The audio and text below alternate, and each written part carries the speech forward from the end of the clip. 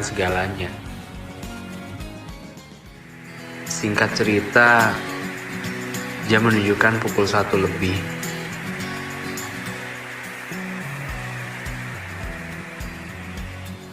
Dan tibalah saatnya kami berangkat. Siang itu, kami menggunakan sebuah bis kecil. Di sepanjang perjalanan, kami tak henti-henti mendapatkan pengarahan dari pengawas untuk melakukan yang harus dilakukan dan tidak melakukan hal yang tidak boleh dilakukan.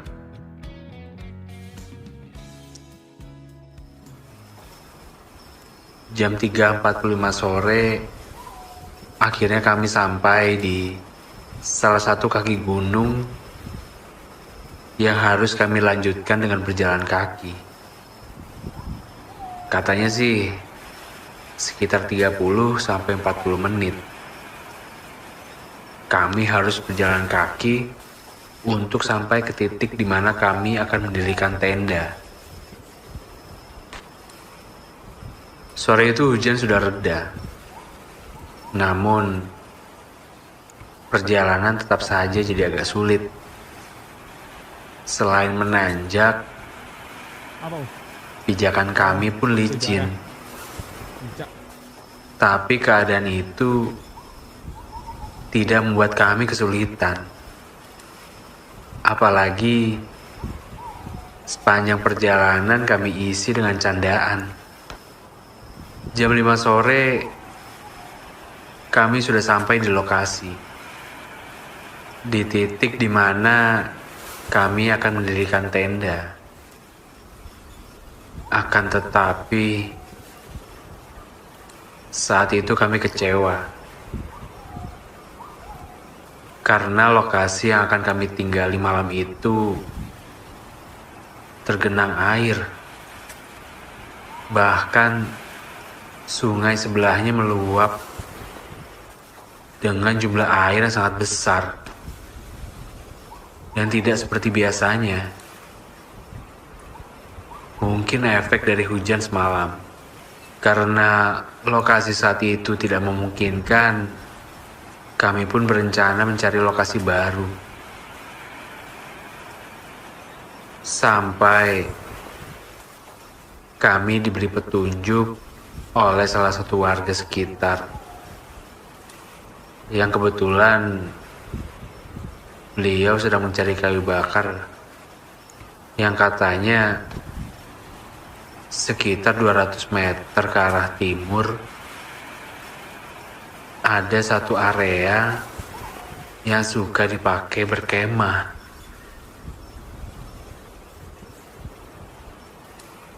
Karena keadaan sudah sore, kami pun bergegas menuju lokasi itu. Setibanya di sana, betul saja, suasana lapangan dikelilingi pohon-pohon besar, bahkan dari perkampungan pun tidak terlalu jauh. Suara pengajian pun samar-samar terdengar sore itu.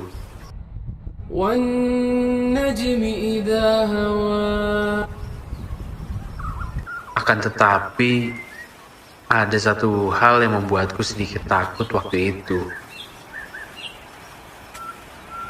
yaitu di ujung lapangan ada sebuah bangunan kosong. Bangunan bekas puskesmas yang ditinggalkan dan dibiarkan terbengkalai. Sebenarnya bangunannya masih bagus. Bahkan katanya belum setahun bangunan itu dibiarkan. Waktu sudah menunjukkan jam 6 sore. Azan maghrib pun samar-samar terdengar dari kejauhan. Dari salah satu perkampungan di bawah kaki bukit. Sore itu kami pun disibukkan membangun tenda masing-masing. Karena kami amat sangat kesorean tiba di lokasi itu. Jam menunjukkan pukul 7 malam. Kami baru selesai membangun tenda. Kami pun melanjutkan untuk mengisi acara selanjutnya yang telah dijadwal jauh-jauh hari waktu di sekolah. Salah satunya jurit malam. Akan tetapi hujan kembali turun.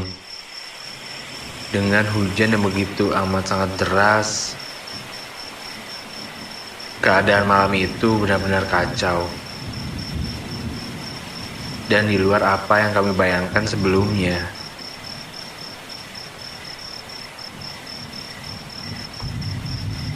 Hingga mau tak mau kami semua pindah dan berteduh di bangunan kosong bekas puskesmas itu. Sebenarnya bangunannya tidak menyeramkan. Bangunan yang masih bagus, kokoh, bahkan cat di dinding pun masih normal. Cuman saat itu, karena kondisinya malam, penerangan hanya dibantu menggunakan senter saja.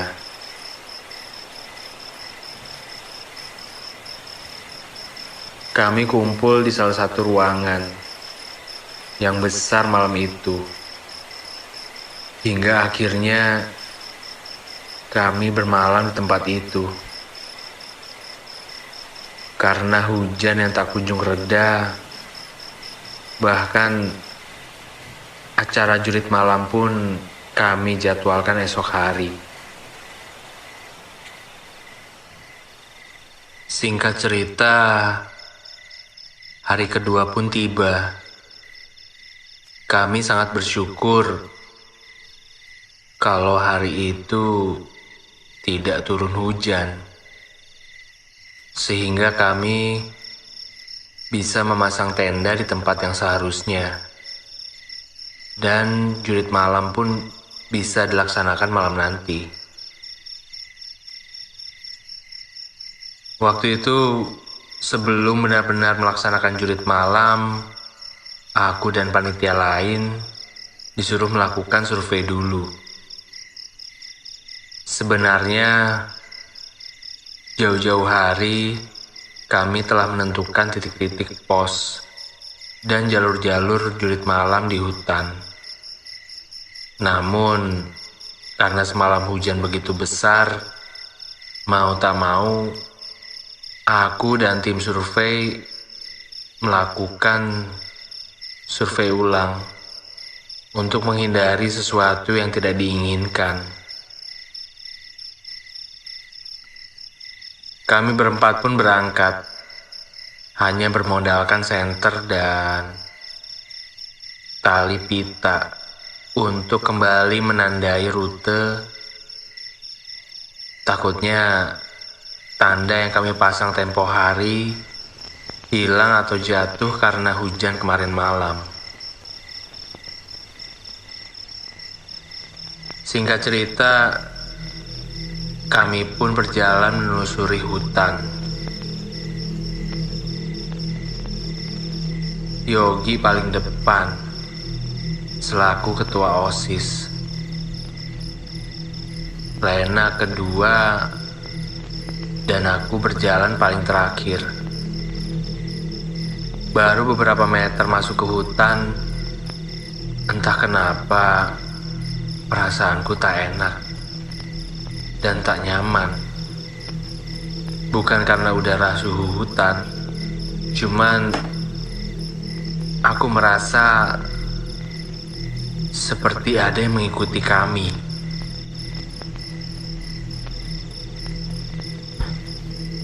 Namun saat itu aku memilih diam saja agar bisa segera kembali ke tempat camp. Satu persatu rute telah kami tandai. Dan beberapa pos yang telah kami tentukan pun telah kami benahi kembali.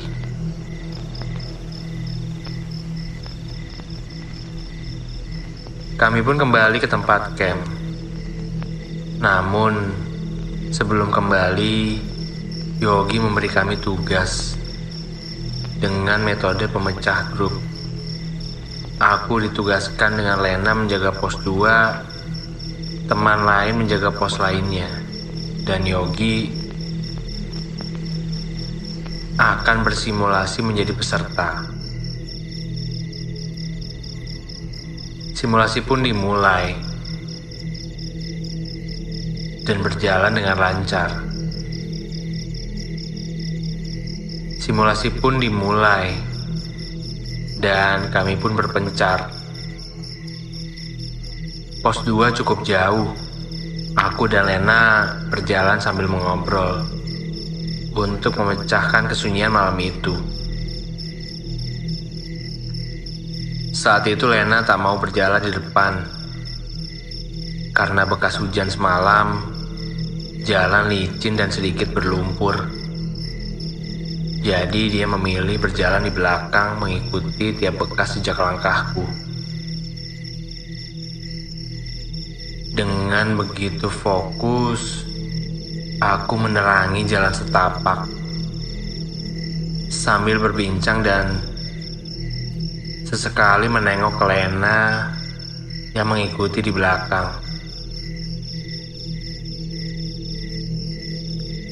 Aman ya, Len?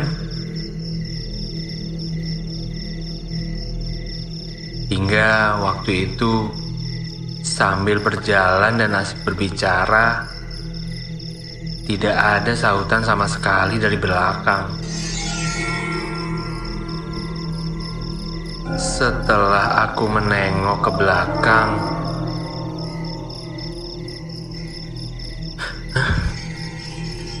ternyata Lena tidak ada. Aku panik saat itu. Aku takut kalau aku dan Lena terpisah dan dia tersesat. Tanpa pikir panjang, aku pun segera kembali berjalan ke titik awal, di mana kami mulai berjalan dan setengah berlari ku terus memanggilnya. Len? Lena? Lena? Aduh, kemana ya? Len, jangan bercanda deh. Di mana lu?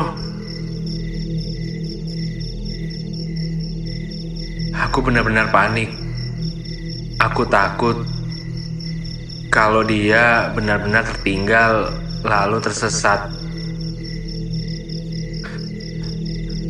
Kalaupun tertinggal, gak mungkin jauh deh. Perasaan dari tadi dia di belakang. Len? Lena? Len? Sambil teriakku kembali, aku panggil.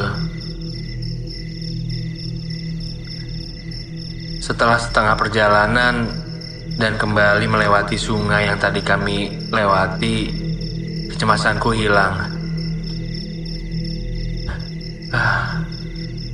Aku bersyukur kalau Lena ada di situ, sedang berdiri menghadap ke sungai. Dengan terengah-engah, aku memanggilnya. Len, boy. Aduh, bikin panik aja. Lu ngapain di situ? Len, Lena. Malam itu dia tidak dengar. Mungkin suara panggilanku tidak terdengar karena suara sungai yang cukup berisik juga. Saat itu Aku pun mendekatinya dengan jalan yang menurun dan sedikit turun ke pinggiran sungai. Setelah benar-benar aku dekat dengannya, waktu ketepuk pundaknya dan berkata,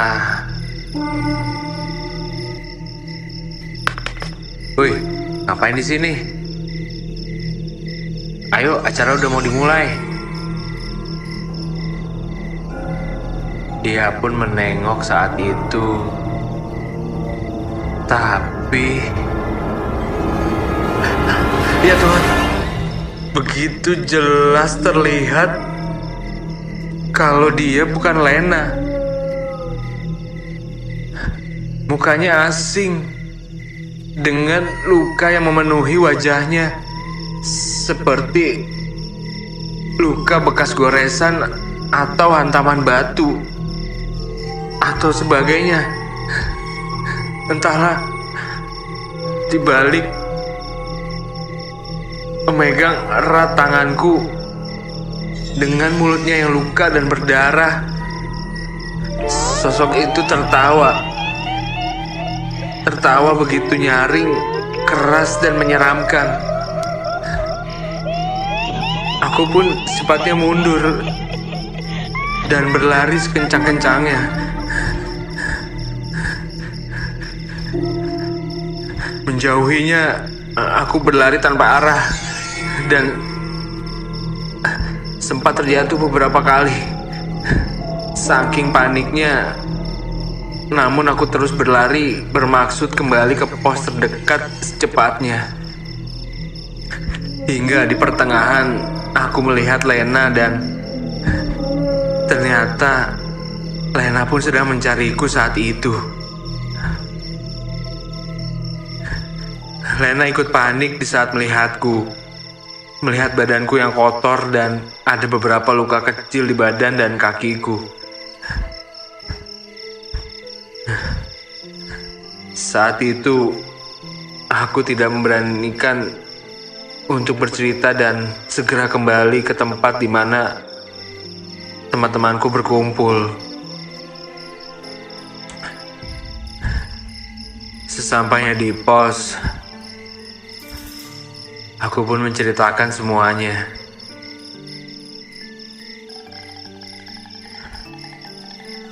Dan ternyata